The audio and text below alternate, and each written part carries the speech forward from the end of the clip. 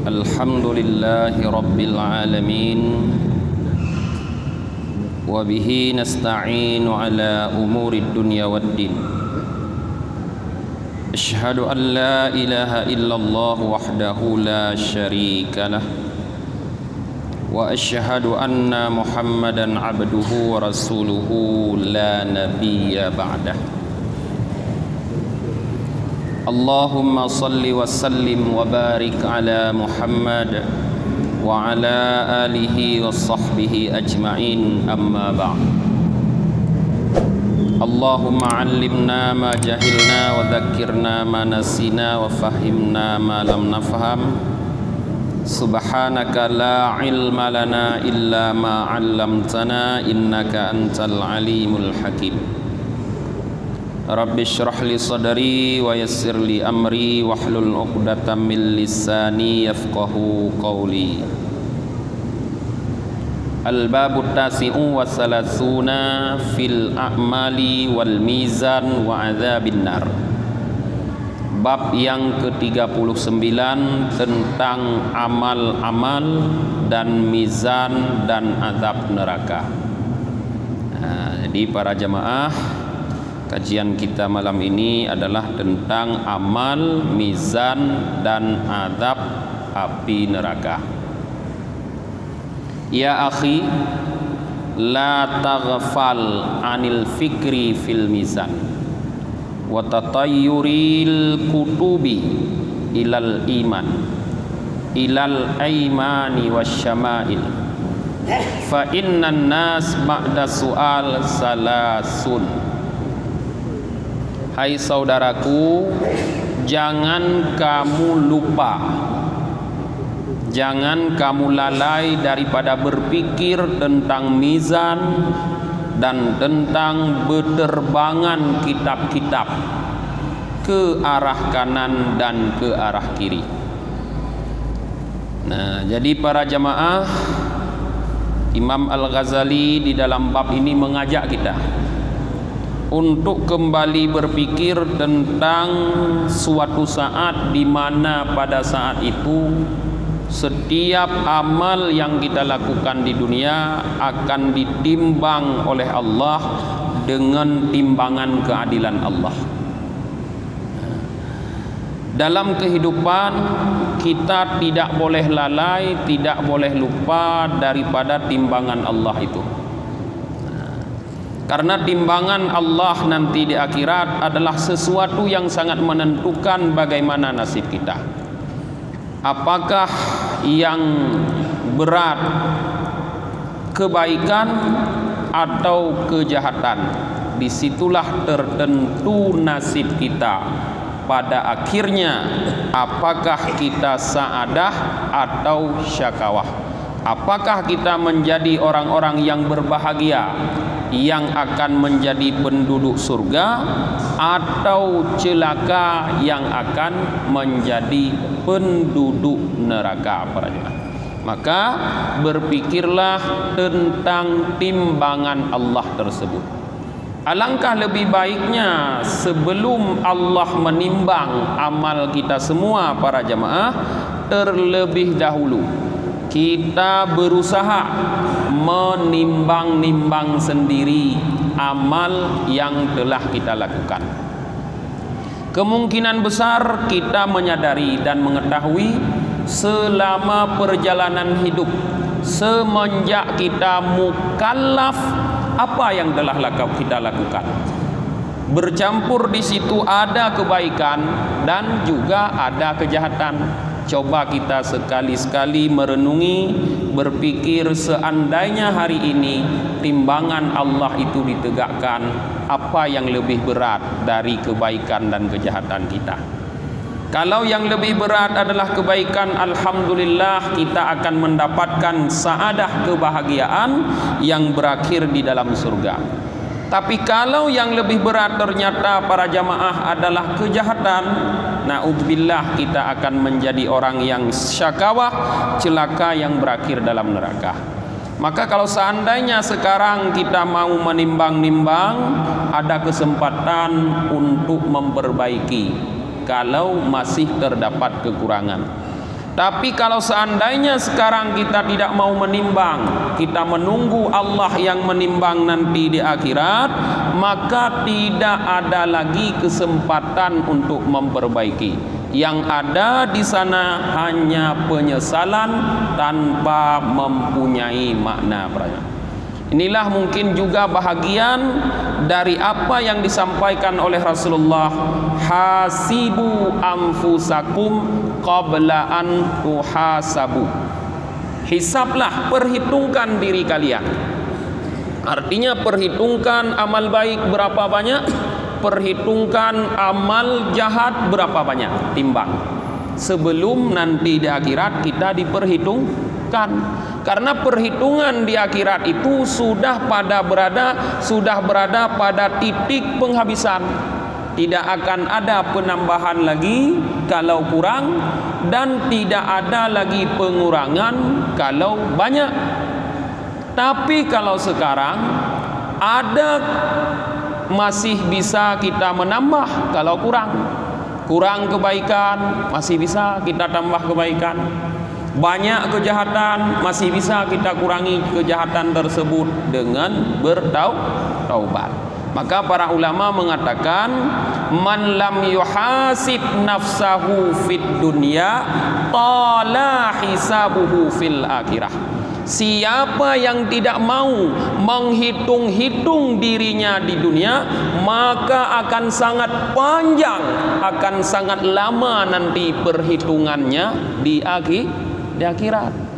Ya hantim-tim bilung beo, hantim tingat padit bohna sembahyang yang kada kubahan ada pubu.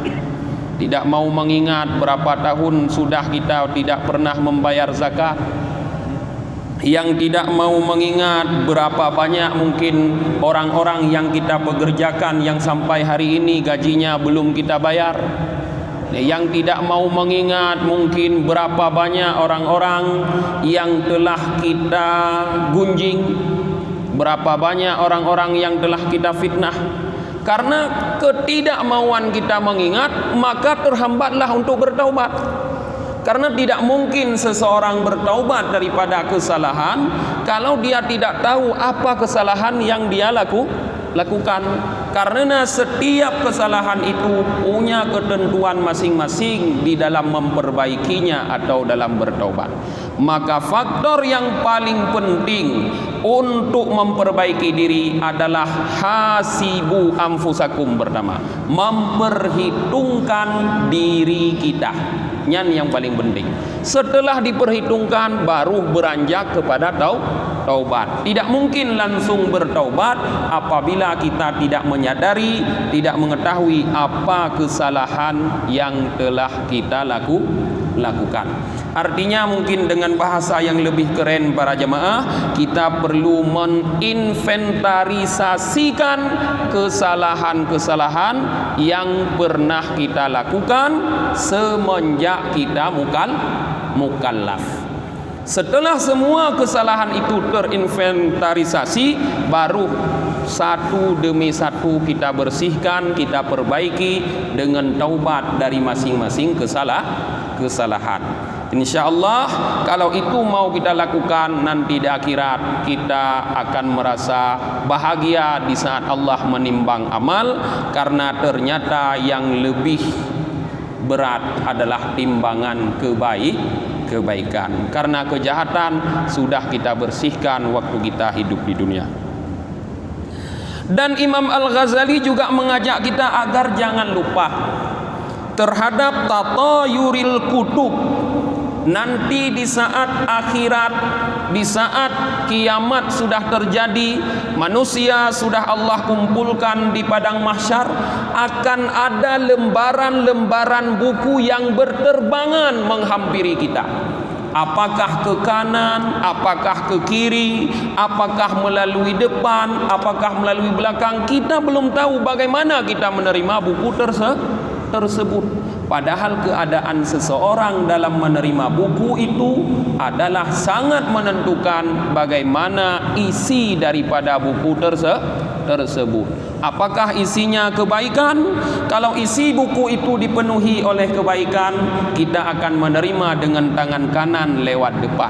Tapi kalau isi dari buku itu adalah kejahatan, kita akan menerima dengan tangan kiri lewat belakang. Ini juga sangat menentukan bahagia dan celaka kita. Setiap apa yang kita lakukan selalu ditulis oleh dua orang malaikat yang berada di kanan dan di kiri, yang disebut dengan Raqib dan Atid atau kiraman katibin. Dua malaikat ini yang selalu mengawasi amal kita. Amal baik ditulis oleh malaikat Raqib atau kiraman dalam buku kebaikan. Amal buruk ditulis oleh malaikat Atid atau katibin di dalam buku kejahatan. Buku itu disatukan, dibawa dihadapkan pada Allah, maka akan nampak di sisi Allah mana yang lebih dominan, kebaikan atau kejahatan. Kalau yang lebih dominan kebaikan, akan kita terima dengan tangan kanan. Kalau yang lebih dominan adalah kejahatan, akan kita terima dengan tangan kiri, para jemaah. Fa innan nasa ba'da su'al salasun. Imam Al-Ghazali mengatakan bahwa manusia setelah terjadi pertanggungjawaban, setelah semua amal dimintakan pertanggungjawaban oleh Allah di akhirat nanti, terkelompok menjadi 3 kelompok, kata Imam Al-Ghazali. Semua yang kita lakukan kita pertanggungjawabkan. Inna sam'a wal basara wal fuada kullu ulaika kana anhu mas'ula, kata Allah. Sesungguhnya pendengaran, apa yang kita dengar, para jemaah. Jadi bunyi apapun yang kita dengar, mas'ula, pasti dimintakan pertanggungjawaban. Maka orang mukmin yang imannya bersih, dia akan memilih-milih bunyi yang dia dengar. Bunyi yang dia dengar adalah bunyi yang bermanfaat, yang mampu dipertanggungjawabkan di akhirat. Tapi kalau bunyi itu tidak bermanfaat, membuat mudarat di akhirat, maka tutuplah kuping daripada bunyi tersebut. Di antara bunyi yang tidak bermanfaat, para jemaah, yang membuat mudarat kita di akhirat adalah ghaibah. Orang menggunjing. Kageduk ramai-ramai urunginan dagalan tanya tengah gepegah kengon tu yang hanadruh ba uronya menggunjing. Kata Rasulullah, dzikruka akhaka bima yukrih ghaibah. Kamu menyebut saudaramu dengan sesuatu yang tidak disukai, itu ghaibah. Nah, pernah ada seorang perempuan yang pendek datang menghadap Rasulullah karena dia ingin menyampaikan satu hajatnya kepada Rasulullah. Di saat perempuan itu keluar dari rumah Rasulullah, Aisyah berkata, mal kasiratu, alangkah pendek perempuan ini, kata Rasulullah. Kata Aisyah, alangkah pendek perempuan ini. Kata Rasulullah, ya Aisyah, ghabat tahu, kamu telah menggunjingnya. Urang tu'et monyo dak pegah tu'et nak galak ketiganya. Padahal drong mang tu'et tapi dak pegah tu'et nak galak. Jadi takun ke gok nyan tu'et melikat nyan menggunjing, kata Rasulullah.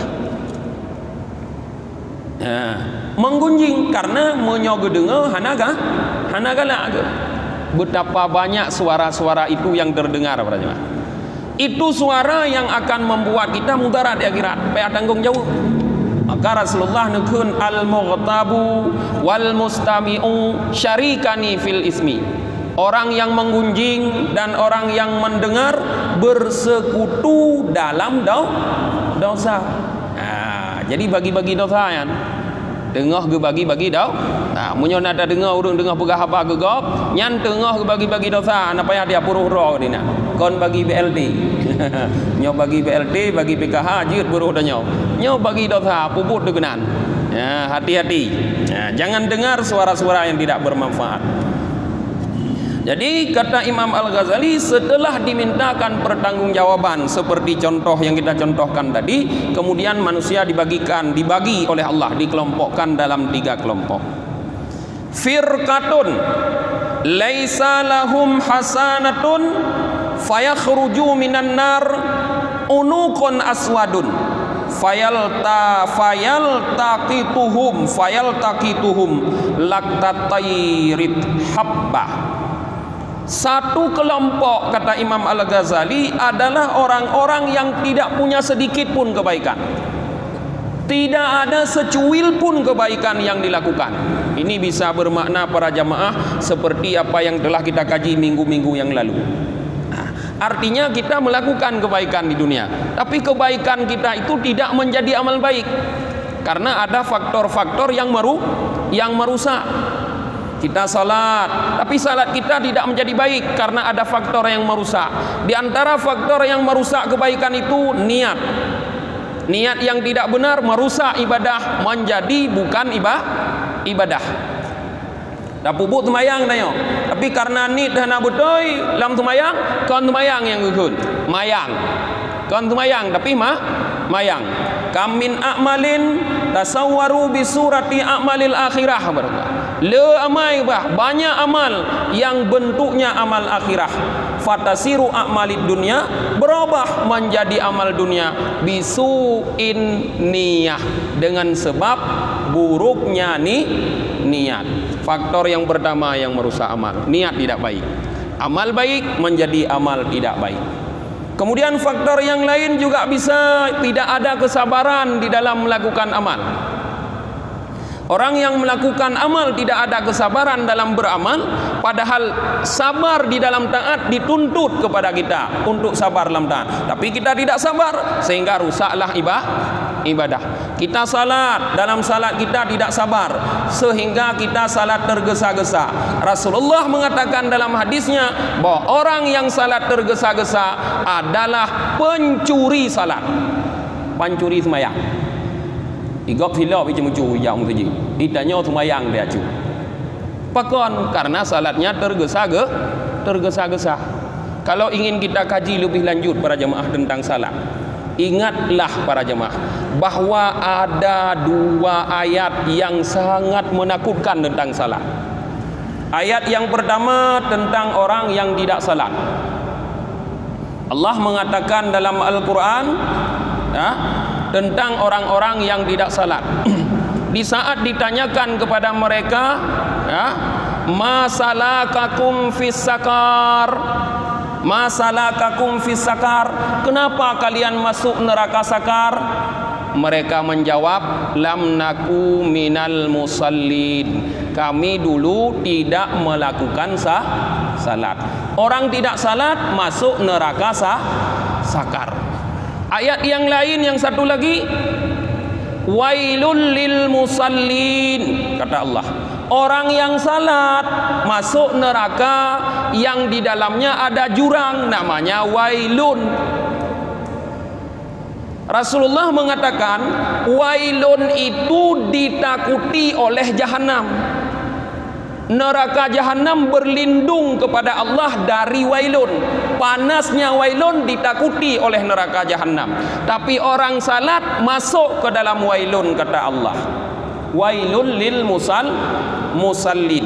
Kenapa? Siapa mereka? Alladzina hum an salatihim sahun.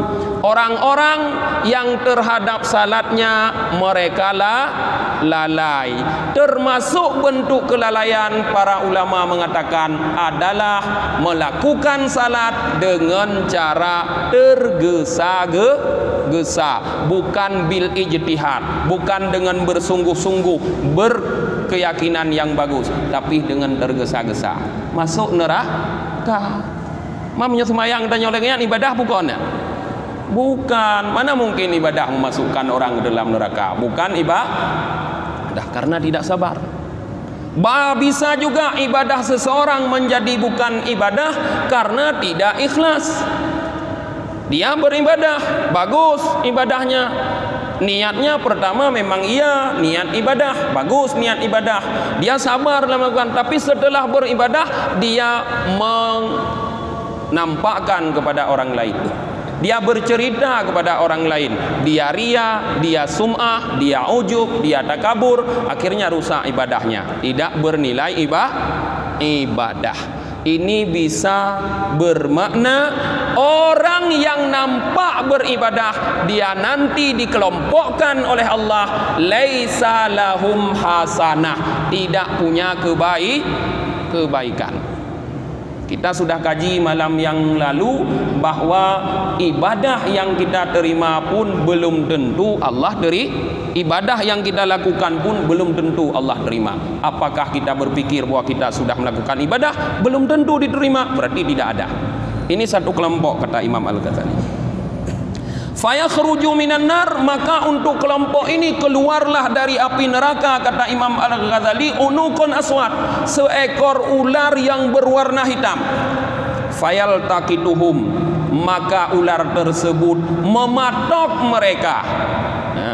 Seperti seekor burung mematok bijian. Lagi ticim nunging nubimpun ke mana, nutik jagung mana, kiban mana icoh jagung. Yang kemudian tanya teman, icoh but ulu yang tubit dari neraka. Wayantawi alaihim, dan ular itu membelit mereka. Igrup debu ulu para jamaah, so yang hana lakukan kebaikan. Wayalqihim finnar, dan mencampakkan ular tersebut mereka ke dalam neraka. Leuh jigrup ibahu tegudeh dalam neraka, fatabatali ahumun nar, maka mereka ditelan oleh api neraka. Ular yang menjemput. Setelah Allah periksa amalan ibadah kitanya, rupanya hana amai bajut, ijak jemput but seekor ular. Dijemput, dipatok, dibelit, lalu dibawa ke dalam api neraka. Yang satu kelompok. Wa yunadi alaihim syakawah la sa'adah ba'daha. Dan mereka dipanggil syakawah, celaka, tidak ada kebahagiaan setelahnya. Artinya seseorang yang seperti itu, maka dia bernasib syakawah, celaka, yang tidak mungkin lagi bisa dirubah menjadi bahagia. Tidak ada kesempatan lagi untuk berubah. Wa qismun akar, pembahagian yang lain, kata Imam Al-Ghazali, kelompok yang lain, la sayyi'ata lahum, adalah kelompok yang sedikit pun tidak memiliki kejahatan. Kelompok yang paling bersih. Tidak ada sedikit pun mereka melakukan kejahatan. Ini bisa bermakna para jamaah bukan orang yang maksum. Alhamdulillah, sudah jelas kita beriman para nabi dan rasul maksum, tidak ada sedikit pun masuk dalam kelompok ini. Tapi bisa bermakna juga kita yang sering melakukan dosa tetapi selalu diikuti dengan taubat. Alladzina idza fa'alu fahishatan aw zalamu anfusahum dzakarullah fastaghfaru lidzunubihim. Orang-orang yang apabila melakukan perbuatan keji, dosa besar, atau menzalimi diri sendiri melakukan dosa kecil, tiba-tiba teringat pada Allah, langsung beristighfar, memohon ampun kepada Allah. Artinya setiap kesalahan yang terjadi pasti dia ikuti dengan taubat. Sehingga semua kesalahan yang pernah dia lakukan telah terhapus dengan namanya taubat. Karena taubat itu bagai stip yang menghapus kesalahan tulisan. Dihapus dengan taubat. Sehingga kalau dia mati dalam keadaan bertaubat, maka tidak nampak, tidak terlihat bagi mereka kejahatan. Juga sudah kita kaji kajian kita yang lalu-lalu para jemaah, bahwa ada orang nanti di saat dibangkitkan di akhirat, dia terkejut tidak mendapatkan sedikit pun kejahatan. Langit tidak ingat lagi apa kejahatan yang dia lakukan. Bumi tempat dia melakukan kejahatan pun sudah lupa, tidak ingat lagi apa kejahatan yang dilakukan.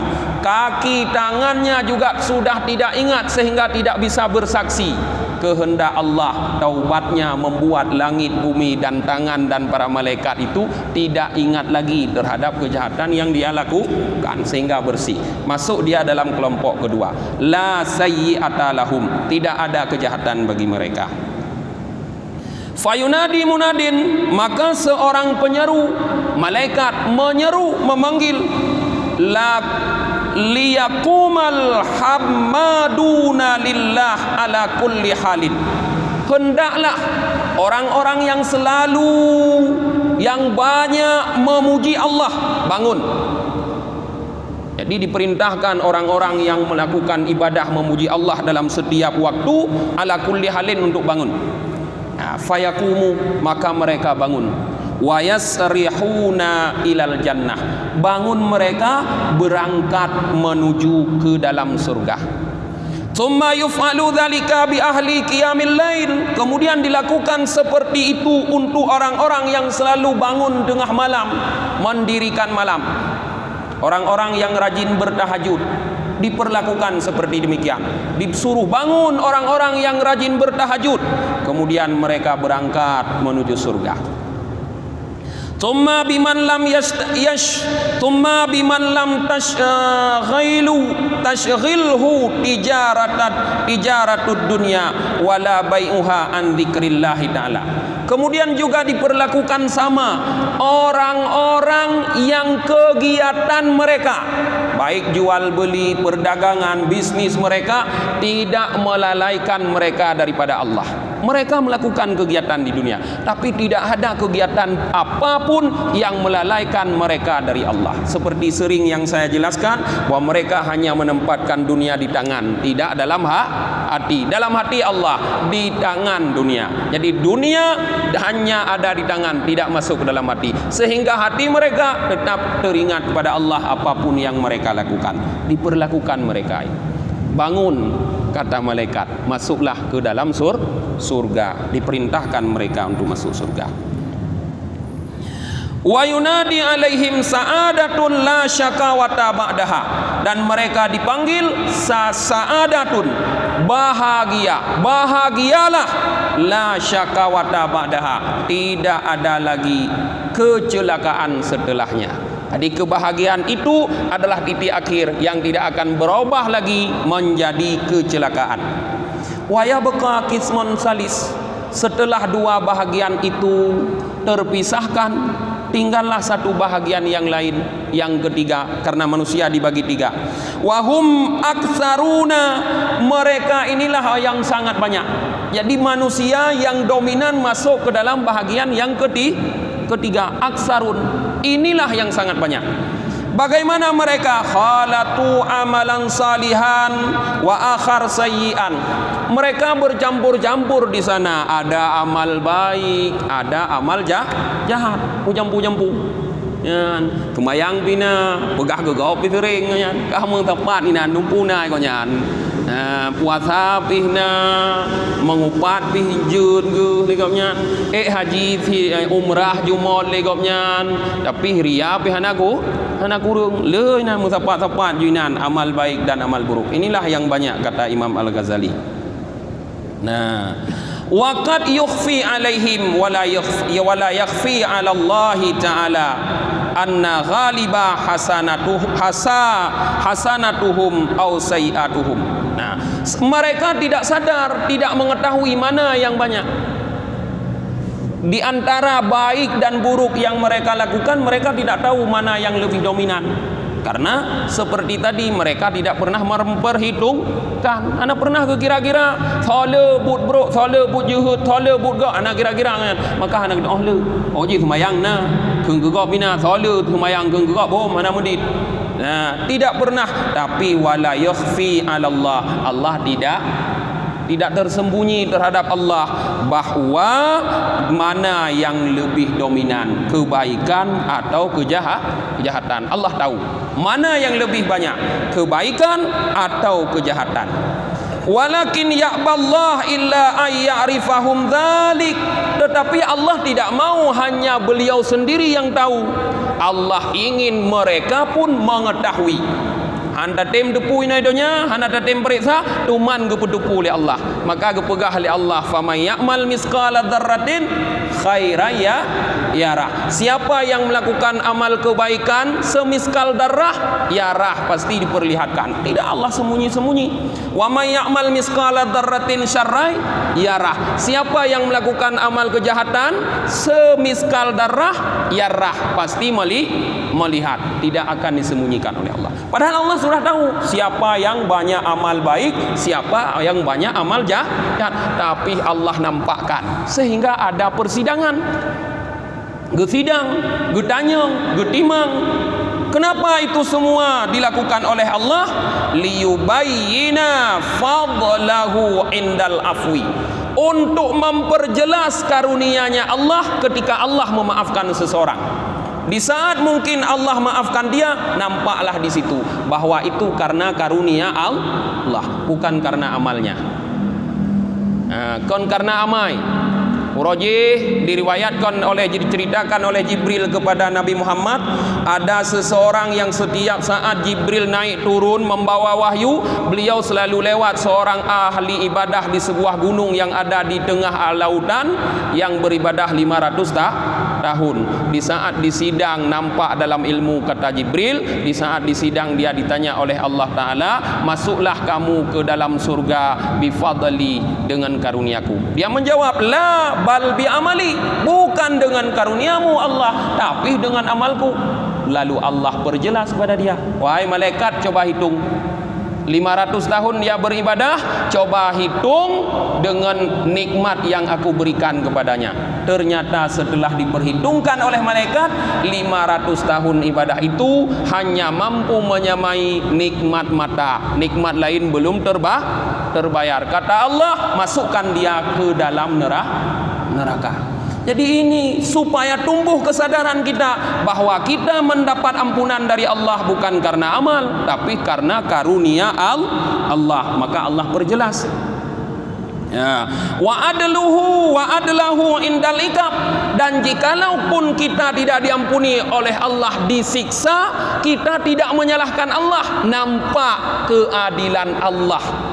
Misal yang lebih dominan adalah kejahatan, lalu Allah ampuni, lalu Allah siksa kita, kita tidak menyalahkan Allah, kita nampak bahwa itu adalah keadilan Allah. Wajar kita disiksa oleh Allah karena banyak melakukan kejahatan. Nah, inilah kenapa Allah menampakkan kebaikan dan kejahatan nanti di akhirat. Ya. Fatata yurusuhuf wal kutub mantuwiyah ala hasanati wasayiat. Di saat itu berterbanganlah kitab, lembaran-lembaran kitab-kitab yang dipenuhi dengan kebaikan-kebaikan dan kejahatan. Wa yunsabul mizan, dan ditegakkanlah mizan timbangan. Wa tashukhkhasu absaru ilal kutub, maka semua mata di saat itu tertuju kepada lembaran-lembaran kitab yang sudah dinampakkan oleh Allah. Ataka'u fil yamin au fishimal. Orang semua melihat lembaran-lembaran kitab yang sedang berterbangan, kemana jatuh? Ke kanan atau ke kiri? Horot, wirot, punun, ke kanan mandu matenyan. Thumma ila lisanil mizan, kemudian mereka memperhatikan kepada lisanil mizan. Artinya lisanil mizan bahasanya onjeng. Udah kun ngomong Indonesia. Kaku onjeng, ana depukun. Ayamilu ila janibis sayiat au ila janibil hasanat. Apakah lembaran timbangan itu lebih berat, ya, lebih condong, lebih berat ke arah kejahatan atau lebih berat ke arah kebaikan? Semua orang melihat, oh beratnya, puwi punun, pu berat ke bro, pu berat ke God, karena disitulah ketentuan nasib. Wahadhil halah, ini adalah keadaan, kata Imam Al-Ghazali, hailatun tamishu fihal uqulil khalaik, adalah satu keadaan yang sangat menakutkan yang akal manusia tidak sanggup berpikir tentang itu. Itulah keadaan yang paling menakutkan para jamaah. Nah, sehingga para jamaah, diriwayatkan oleh Al-Hasan anna Rasulullah sallallahu alaihi wasallam kana ra'suhu fi hujrati Aisyah radhiyallahu anhumah. Suatu saat Rasulullah tidur di pangkuan Aisyah. Artinya kepala Rasulullah ada di pangkuan Aisyah. Fanaisa, maka Rasulullah mengantuk. Fadzakaratil akhirah, sedangkan Aisyah di saat itu sedang teringat kepada akhirat. Rasulullah dengar lalu mung, Aisyah dengar getingat ke akhirat. Fabakat, maka menangislah Aisyah karena terbayang kepada akhirat. Hatta sala dam'uha fanaqata ala khaddi Rasulillah sallallahu alaihi wasallam fantabaha. Sehingga karena Aisyah menangis, air matanya mengalir, jatuhlah air mata Aisyah ke pipi Rasulullah yang menyebabkan Rasulullah terbangun. Faqal, Rasulullah bersabda, "Ma yabkiki ya Aisyah?" Hai Aisyah, apa yang membuat kamu menangis? Qalat, Aisyah berkata, "Dzakartul akhirah." Aku ya Rasulullah mengingat akhirat. Hal tadzakuruna ahlikum yaumal qiyamah? Apakah kalian orang laki-laki ingat kepada keluarga kalian nanti hari kiamat? Kata Aisyah, katanya kiamat kan sesuatu yang sangat menakutkan, hari akhirat. Di saat kejadian menakutkan itu, apakah kita masih ingat kepada keluarga kita? Itu pertanyaan Aisyah. Qal, Rasulullah menjawab, "Walladzi nafsi biyadihi fi salasi mawatin fa inna ahadan la yadhkuru illa nafs." Hai Aisyah, demi Allah yang jiwaku berada dalam kekuasaannya, pada 3 tempat tidak ada seseorang pun yang ingat kecuali hanya untuk dirinya sendiri. Bak leboh tempat teman jamaah, hana tingat tu tatoi danyo, yang na tapi ke draw tu. Hana tingat ke perumah, hana tingat dekana, hana tingat bak leboh tempatnya kepada Rasulullah. Nyoba lain mungkin ringan, tapi di 3 tempat itu yang menunjukkan disitulah pertaruhan nasib seseorang, maka orang tidak akan mengingat orang lain, yang dia ingat dirinya, termasuk istri tidak diingat, termasuk anak-anak tidak diingat. Apa tempat tersebut? Idza wudi'atil mawazin wa wuzinatil a'mal hatta yanduru bena adam ayakhifu mizanuhu am yasqal. Yang pertama yaitu apabila timbangan sudah Allah dirikan, sudah Allah tegakkan, dan amal-amal sudah Allah timbang, sehingga seorang anak Adam melihat apakah yang ringan, apakah ringan timbangannya atau berat. Jadi sebelum manusia mengetahui timbangannya bagaimana, dia tidak akan ingat apa-apa. Yang dia ingat hanya dirinya sendiri. Wa inda suhuf, dan ketika suhuf, ketika berterbangannya suhuf, buku-buku catatan, hatta yanduru abiyaminihi yakhud kitabahu au bishimalihi. Ketika buku amalan berterbangan, seseorang tidak akan ingat orang lain, kata Rasulullah, sehingga dia sudah tahu apakah dia mengambil dengan tangan kanan atau dengan tangan kiri. Yang ketiga, wa indas sirat, dan di sirat, yaitu di sebuah jembatan yang dilukiskan oleh Rasulullah dengan sirrun mamdudun ala matni jahannam, sebuah jembatan yang sangat panjang yang berada di atas mata api neraka jahannam, di atas jilatan mata api neraka jahannam. Di saat orang berjalan di atas itu, tidak ada yang dia ingat kecuali dirinya sendiri para jemaah. Tak terus ada insya. Gimana? 5 minit tu dan nak sambung hanya dah sambung lagi.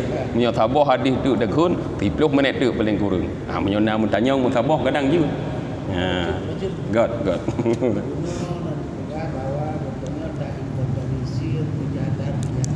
Betul.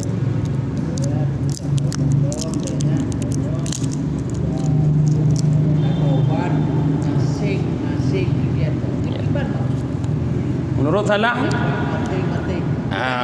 karena dosa kan banyak jenisnya. Ada dosa dengan Allah, ada dosa dengan manusia. Tentu dosa dengan Allah dan manusia beda cara taubat. Dosa dengan manusia pun banyak. Nah, dosa adanya taubat urung. Nah dosa tanya tak poh urang. Masa sama dosa tu poh dengan dosa mupat. Dosa tu poh hanya sama dengan dosa mupat. Lain-lain cara taubat. Oi ronuh ne poh urang. Ka taubat ji payah cara ya juk robat keluarga urang pohnya untuk dikisas. Dosa tak mupat. Ya lah kemu yang secara global lupa hana derinci. Beda yang kunya yang dimaksud. Beda cara taubat. Hana sama. Kah. Mungkin tutup laju dah baca doa akhir majlis. Subhanakallahumma wa bihamdika wa nashhadu an la ilaha illa anta wa nastaghfiruka wa natubu ilaik. Subhana rabbika rabbil izzati amma yasifun wassalamun alal mursalin walhamdulillahi rabbil alamin.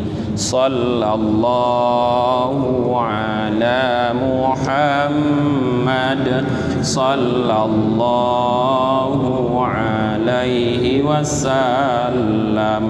Sallallahu ala Muhammad sallallahu alaihi wasallam. Sallallahu ala Muhammad ya Rabb.